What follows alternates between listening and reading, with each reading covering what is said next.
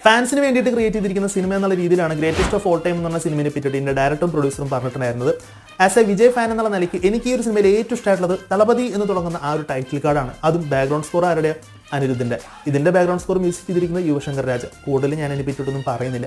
പിന്നെ എന്താണ് സിനിമയിലുള്ളതെന്ന് വെച്ച് കഴിഞ്ഞാൽ വിജയുടെ ഒരുപാട് റെഫറൻസുകൾ, മാനറിസങ്ങൾ, അതിൻ്റെ ഐകരി കളിയാണ്. കൂടാതെ തലജിത്ത് റെഫറൻസ്, തലധോണി റെഫറൻസ്, അതുമാതിരി തന്നെ വിജയുടെ വരാൻ പോകുന്ന രാഷ്ട്രീയ പാർട്ടിയെക്കുറിച്ചുള്ള റെഫറൻസ്, പിന്നെ റെഫറൻസുകളുടെ ഐകരി കളി. കഴിഞ്ഞിട്ടില്ല 2-3 ക്യാമിയോസും സിനിമയിലോട്ട് വരുന്നുണ്ട്.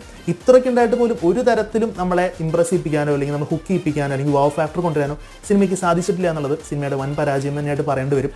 ബട്ട് വിജയുടെ പെർഫോമൻസിനെ പറ്റിയിട്ട് എടുത്ത് പറയണം, ഇതുവരെ ചെയ്യാത്ത കുറച്ച് ഡിഫറൻ്റ് ആയിട്ടുള്ള വേഷങ്ങളും കുറച്ച് പെർഫോമൻസും കാണാനായിട്ട് സാധിച്ചു. ബട്ട് അതുകൊണ്ട് മാത്രം സിനിമയെ അങ്ങ് ലിഫ്റ്റപ്പ് ചെയ്യാനായിട്ട് സാധിക്കില്ല എന്നുള്ളത് ഇതിലൂടെ നമുക്ക് വ്യക്തമായിട്ടുള്ളൊരു കാര്യമാണ്.